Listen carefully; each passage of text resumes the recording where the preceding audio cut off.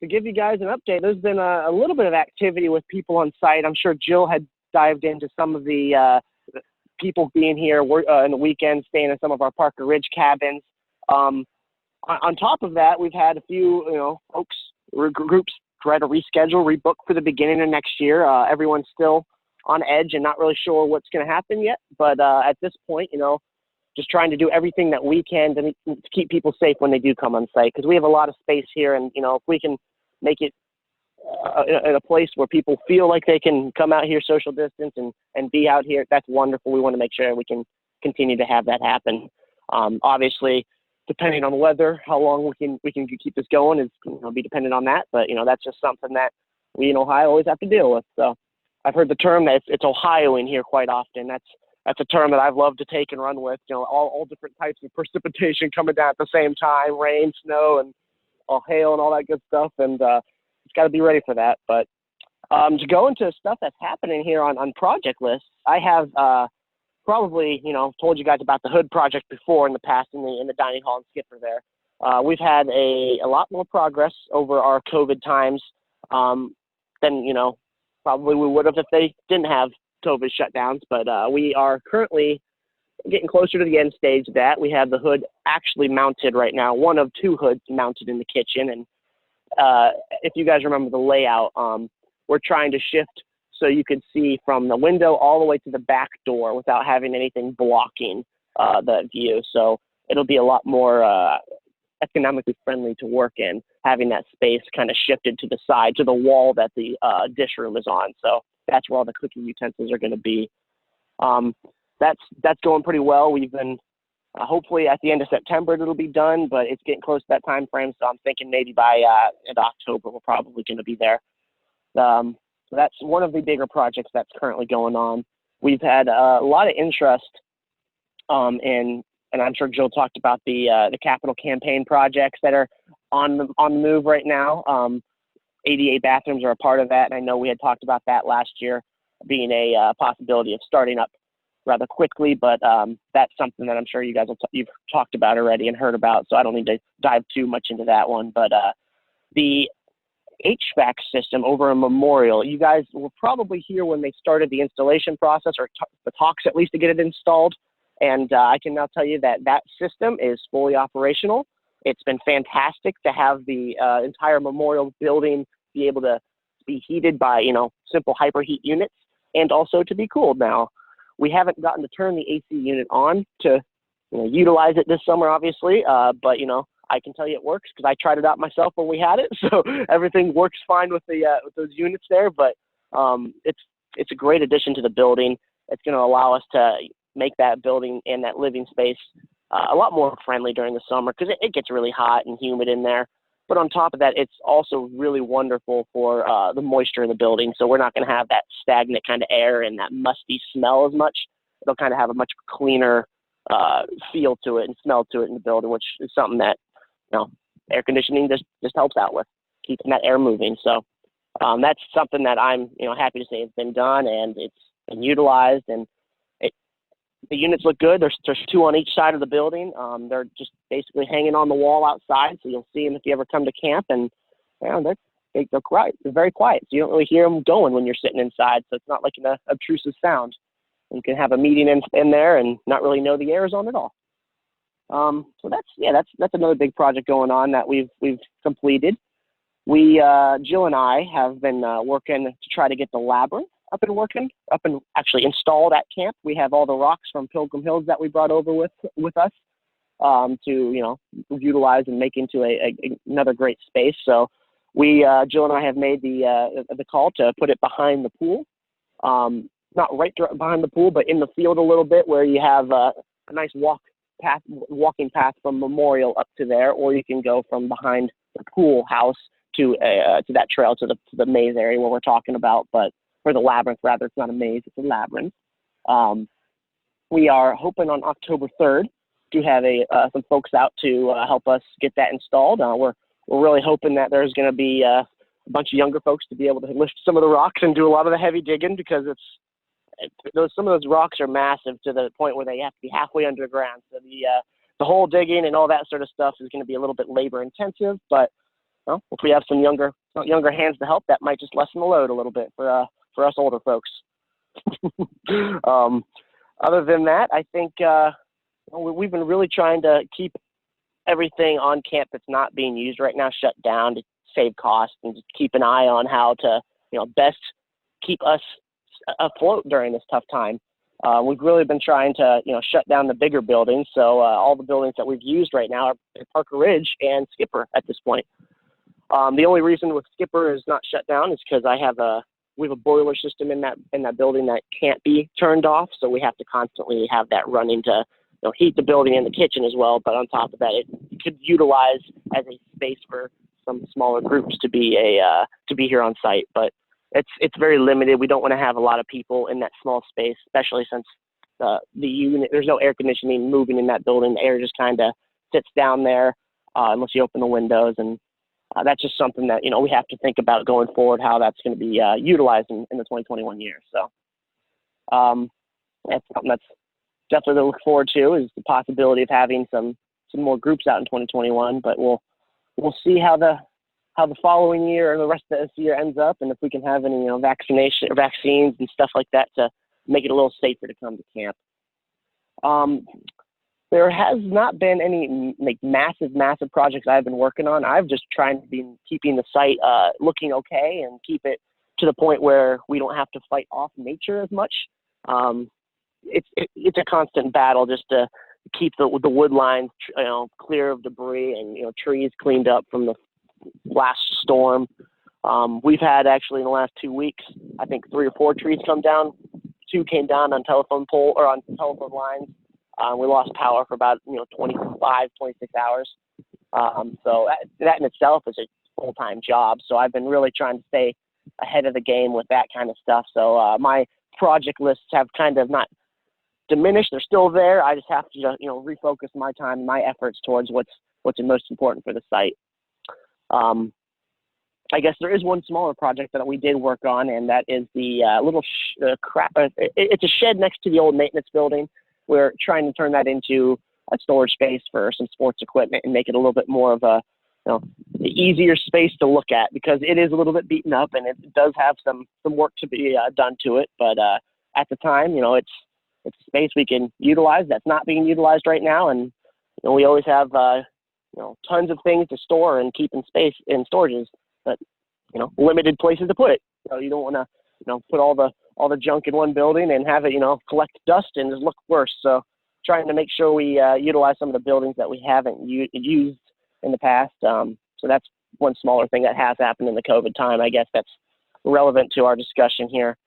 I've been really trying to just keep ahead of cutting grass, cutting fields, keeping the maintenance of the site, in tune, because I have been only person out here working myself, and I've been working 40 hours a week for about, since the beginning of summer, and that's not enough to keep the site, looking great, but it's enough to keep it just alive, enough to come back to and touch up and do a little tender love and care to certain areas. But it's been very very great to have the conference supporting me and to have UCCR supporting us in a very difficult time. And I'm thankful to say that having 40 hours of work during a time like this it relieves a little stress, especially when I don't know if everyone's familiar with what's happening in my family life, but we're expecting a child at the end of the year, and that's something that is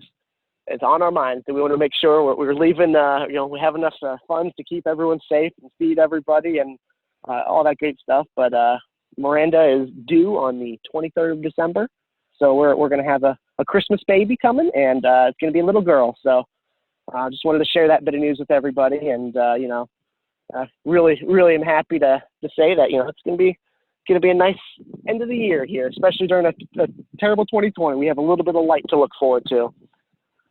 Does anyone have any questions on anything? Anything that's poking out at you that you wanted to ask? Any driving comments? Don't forget to unmute yourself, ladies. And congratulations, Andy. Thank you. We were very excited. We're calling her. We're going to call her Charlotte.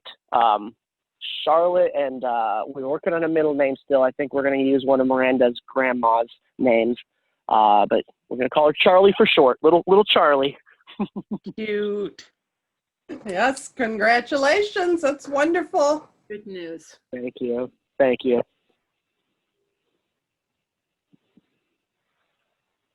Andy, Well, yeah. this is Robin. Can you just tell us kind of what's going on with UCCR and kind of how they're weathering the storm of COVID? Sure. Yeah, I can go into that as much as I can. From other sites' perspective, there's been a lot less activity on site. So site directors have gone down to 20 hours or less, furloughed a lot of the office administration staff. Even our CEO right now is being furloughed to try to save costs because there's been a lot of, everyone's struggling. Everyone's really struggling right now. And the camping world, as wonderful as it is not necessarily the most important thing right now to people. There's other things that come in front of that list, but there is a lot of possibilities that UCCR is trying to be plugging into to help out with like over in California. They've been having a lot of the wildfires, obviously, and they've used one or two of the sites as staging grounds for some of the fire and safety equipment and fire safety people. So that's a nice use of the site. Although it's not a revenue usage, it's still, our name is getting out there. People are using the site. It's a good cause, and that's kind of been the case, is just trying to find alternative uses for the site.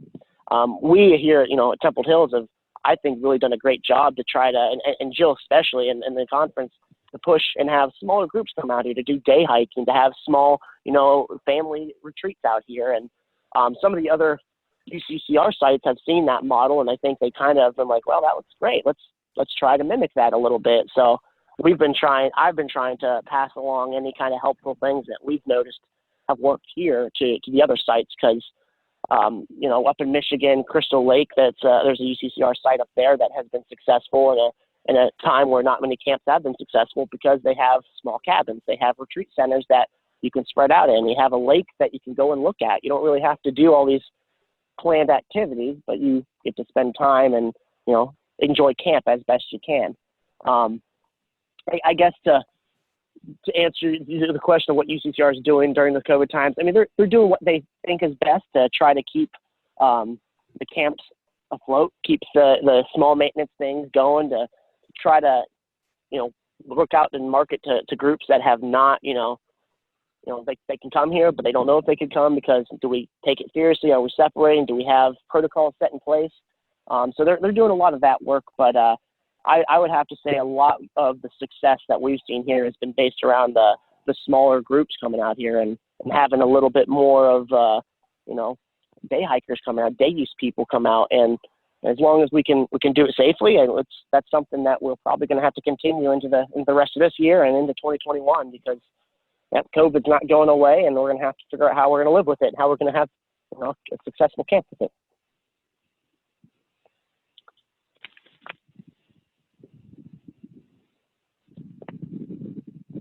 Does that answer your question, Robin? Yes, it did. Okay.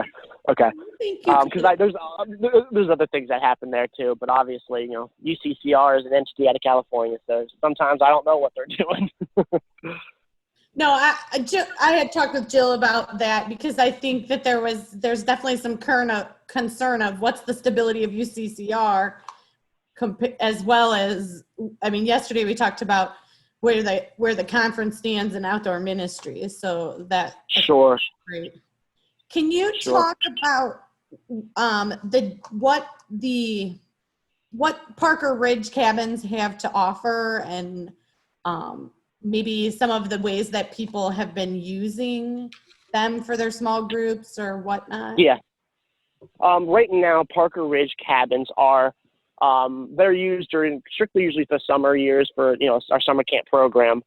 So right now I have, there's 5 of them up there. I have 12 beds, 6 bunk beds in each. They're made for, for the kids to come in and be able to have a lot of kids in one cabin area. But the cabins currently that we've been using are the Wieland and the Parker cabins, which are the furthest ones, the oldest cabins that we have. We've done some work to the interior. We replaced the floor last year with some click flooring. That's like it mimics like a hardwood floor, and I think it looks pretty great. We have in each of those cabins, 2 bathrooms, and in the bathrooms there's a toilet, shower in each. One's a handicap accessibility bathroom as well.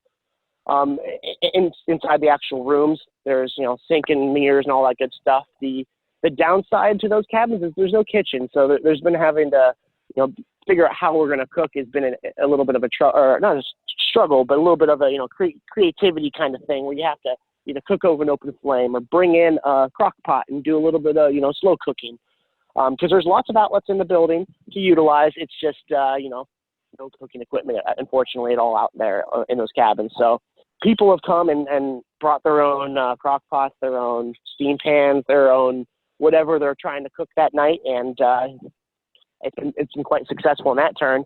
And then there's also right in town, the grocery store, Astutes, which is now open again. I don't know if you guys saw last year, they had closed their shop. They closed their doors at one point. They just reopened again, and now, more groceries are in there, more all the produce and all that good stuff. So people have been going into town, picking up burgers and coming back out, and, over an open flame cooking hot dogs, or, pulling out the pie irons and doing some, pizza pie iron, little treats.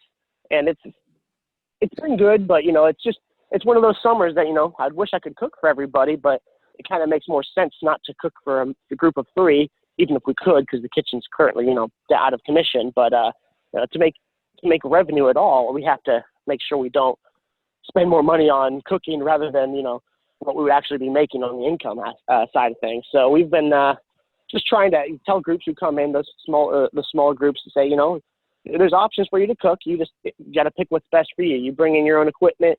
You start a fire, and you want some pokers or some fire sticks to make sure you can safely cook in the fire. We have a bunch of those cast iron grates that are great for cooking on. If you had a cast iron skillet you wanted to set on top of that, you could cook eggs in the morning over. So that's kind of been what people have been trying to do, and it's been working for us. I really, in the future, this is a dream of mine, and maybe you ladies would be the best to kind of push it forward, but to turn one of those Parker Ridge cabins into like a small family cabin where you could have the couches, a small kitchenette in there. There's already beautiful porches on them that, we can continue to utilize, but maybe also add in some seating out there, some benches, or a little bit more of a picnic area, like fire circle area out in that area to liven up the Parker Ridge cabins a little bit, to make it more of a Pretty Men-esque style cabin, or a Fellowship from Pilgrim Hills kind of cabin where you have everything you need right in your cabin, but it's made for a smaller group. So that's one of those dreams that I'd love to see happen, but we have to obviously plan for the future and what's the best options for us. And there's a lot of other things that are out there that it's just exciting for camp. So just a little picking and choosing what's going to work for us. Sounds good. Jill, are the images you're showing the 2 that Andy was just talking about? No, this is actually one of the older ones, but they're pretty much the same from the outside. I don't have a picture of the 2 newer ones, but we have used all of them. This one as well, because we have had some nights when we had 3 families out there. We are using the 2 with the newer flooring first, but we have had times when we did have one weekend when we had 3 families out there. But yeah, this is one of the cabins in Parker Ridge, what they look like, and then the woods there. Yeah. Just to add to what Andy said, I know that one of the families, they brought an Instapot that they use to cook with, telling people just bring your cooler and, stuff for the morning. However, I think a lot of cold lunches or whatever, I think a lot of people are either going into town or, the pizza place delivers to Temple Hills to the office area. So I know some families have, just ordered pizza and had them delivered out to camp for the evening too. So kind of a variety of how much you want to put into it. Either order pizza and have them delivered to camp, or, we have arranged when there's multiple families there for who, which campfire ring, you're going to have. So, and so far with only 3 families there at the most at one time. There was plenty to give each, family a different, fire ring, as well as we've had people just come out for the day. So, and there are openings if you guys want to come out and hike around just for the day or to come for an overnight. Every weekend is set up between now and the middle of October, already set up. And if you want to register to do that, you just go to, if you go to the heartlanducc.org website, if you go to the camp page, you'll find information there about our family fall camp opportunities, and you just click on the register here button. It's the same system we use if you're registering for summer camp, but the options you'll see is the days and weekends. So Do we need to register even if we are just coming out to like hike? yes. We're asking that you do need to register ahead of time. We are limiting the number of people on site each day. We need to know when you're coming. We have to do COVID checks, just like anywhere else. You'll have to take your temperature and ask you all the COVID questions and make sure, Yep. all those kind of things. So, and we're trying to stagger the time. So even if we have several families on site, that they're not all arriving at the same time, so we can spread things out a little bit more. So yeah, even if you're just coming from the day, we are asking for $5 per person for day hike, and you need to register ahead of time. And there's a form that you'll fill out that says, I want to arrive at 10 a.m. or, whatever your choices are. And then I'll email you and say, oh, great, that'll work. Or, how about 10:15 because I'm checking in another group at 10, or something like that. So, and here's the form and that kind of stuff. So yes, you do need to register if you're just coming out for the day. And that's how you do it. And so that's really set up for families and individuals to come out. If you want to bring a small women's group from your church out to do a small 10-person or less retreat or something like that, you would still go through UCCR to register and rent the cabin, just like always, if whatever you want to do. Like Andy said, Skipper is open. And after the Hood project gets done, we would be able to do food service. We'll be able to cook again. Yep. And our plan for that is that we would not be doing family style like we've had in the past. What we'll be doing is more of a cafeteria style where the kitchen staff will be serving each person, their meal while you're separated. And hopefully if it's nice weather to sit outside, and if it's not, opening all the windows and, trying to get air moving and all that kind of stuff. So. But yeah, but we can talk to you about that. You can talk to UCCR or you can call me, and we can help you figure out what the best way to do things with the current, guidelines and such. I'd like to say, you can also reach out to me as well if need be. I'm more than willing to pass along any information to the reservation team, because I know a lot of the office folks have been furloughed, I think I mentioned. So it's sometimes it's easier to just run it through me in that case. But yeah, we've really been trying to get that kitchen up and running because I want to be able to switch our style of giving out food, because it's been something that we've been really trying to push for even before COVID, to make it easier on our staff and make it easier for everyone to have a hot meal rather than wait for the meal to get there to your table and then it's sitting there for a few minutes, and then by the time you put your fork or spoon into the eggs and it's cold. So just trying to eliminate a lot of those smaller things that they need to be updated. So to go to register to come out to camp, I went to the Hills Are Alive page. Is that the one you're talking about? No, just the regular camp page. Let me see if I can see what it's really called. So on the home page, I can share my screen. Of the Heartland Conference? Yeah. If you want to let me share my screen, I can show you. Just a second. Yeah, every time you do it, you have to. UCC up, but I'm not getting anywhere. All right, I'll go ahead. show you. So when you get to the home page, we have these little things that scroll across the top. And hold on, I can't. So one thing you can do is just keep scrolling, and I believe one of the scrolling things is still, maybe it's not, maybe they took it down. Okay, they took it down, it's not there. So you have to go to the regular, okay. So if you go down here to the updates to the Outland Ministry updates, let's see, does this get you there? This is my latest article. So you can click there to get to the family camp page to give you that information. You could also get there from the summer camp homepage. Okay. Over here on the side, you'll get the link to the family homepage. And so here's where all the information is. You might want to read before you decide if you're going to do it, but we pretty much gave you most of that information. And then, you click here to register, and it goes to the regular registration page. And, when you log in, then it'll give you the opportunities for the adult and household family camp days for each day. Oh, I didn't take off yesterday and today. Well, there's no one signed up. They're still there. I usually close, this is an important thing to note, I will close the day only ones at Thursday night. We try to give you as long as possible to make sure the weather's going to be good, because if we have no inside, it's all outside stuff. Skipper restrooms will be available, on the porch there, but you're expected to be outside and not in buildings. So we kind of keep that open as late as possible so you can watch the weather and decide if you want to come.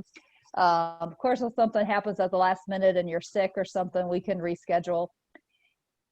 As far as the overnight cabins, I do close those. We need a week notice. So you need to at least register. Like if you want to come next weekend, you need to register today. I will be closing them at the end of today. So, or first thing tomorrow morning, but you need to register by at least Sunday, the weekend before, if you want to come for it overnight. Otherwise they'll be closed. So, and we talked about it being a little chilly last night. The Parker Ridge cabins do have heaters. So it wouldn't be like you're out on Vesper Hill like Andy and his friend were. You can turn on the heat and take the heat off in those buildings. In fact, I was talking to Ed Cargus about some possible improvements, and he's like, yeah, they used to use those all winter. They're fine in the winter. Yep. Well, so they'll be fine they would have been fine last night. So that's how you do that. Exactly. The only cabins that wouldn't be fine during the winter time are the black 2 Parker Ridge cabins, and they're fine like for the heat wise. The only issue is the water, because underneath is open air and there's no insulation there. So the possibility of freezing in those 2 cabins would be shut down. But the other 3 cabins, like you said, we should use them all year round, honestly. But it's sometimes harder to get out there in the winter. Yeah. Ladies, I'm going to link this on our website, and we'll include the link in a wrap-up email when we're done with the weekend. So you'll have all this. And you can see this is also where you register if you want to sign up for the Labyrinth. Now, we're not charging anything to help plan with the Labyrinth, or if you know of somebody that might want to help, you can direct them here. Once again, we just want to make sure we don't have more than 10 people working on the project at a time. So, and we have the organizers there. So that's why there's a registration for everything. So thanks, Allie. That'd be great. Yeah, no problem. You can use the direct link to the registration too, if you want to, in addition to the homepage of the whatever. But if you need me to send you those links, let me know. Otherwise, hopefully you saw how to find them. I was watching. Great. There you go. Are there fire rings near the Parker Ridge cabins, or are they down at the Craft Pavilion and things like that? The closest one that is currently usable is the Craft Pavilion. But we have a dream, and I've been really hoping to clean up a little spot like in the 3rd level right above Parker Ridge, and make that into a space where there's a possibility to have a fire ring. Currently, it is housing a burn pile of mine. I have burned once this year, and I'm having to wait again to get it done and get it cleaned up so everyone can maybe utilize that space. But I don't know if you are familiar with the 3rd level. It's just up the hill even further from Parker Ridge, so maybe a 25-yard walk up the hill. And it's pretty clear. There's an open like meadow with a picnic table up there now, and there's possibly going to be a few more and some benches brought up. So that's the closest, will be the closest one after that gets completed. But Memorial's got a fire pit that's been usable. South High, which is not a far hike either, is a possible spot. Vesper Hill, like I was at last night, good spot for fire as well. I mean, I think on total fire pits on camp, I think we're at 8 that are usable now. And that goes all the way out even to Outpost and North High and Chapel in the Woods. So big answer for the question, but yeah, that's going to be in the works. And how we've been handling that this year is, if you have been up there, you know, the road up to Parker Ridge is the narrow 1-lane, 1-direction road. So if there's more than one family at camp, we are staggering their arrival, so they can drive up there and drop their stuff off, and then they have to move their car and park somewhere else. And so we have been finding out who wants fire circles and assigning them. So like if you want a fire circle and you're going to want to cook out some of your meals, then if you get assigned to Memorial, you can park your car at Memorial and leave your food and whatever you need to cook. It would be right there near the fire circle or Heritage, or whatever. And basically, if they're doing it for a meal, we've been giving them one of those.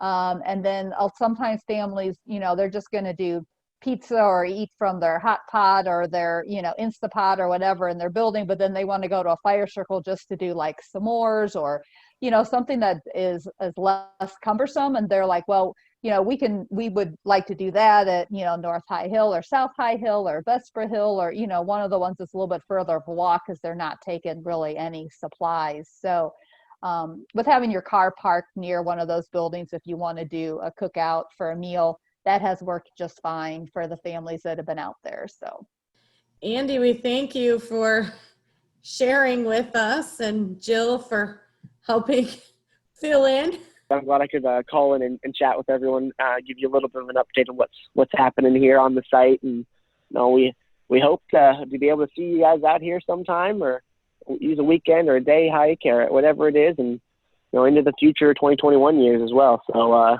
wish everyone stays safe, and thanks for inviting me on to chat with everybody. Thank you, Andy. Thank you so much, everyone. We'll talk to you soon. Bye, Andy. Bye-bye.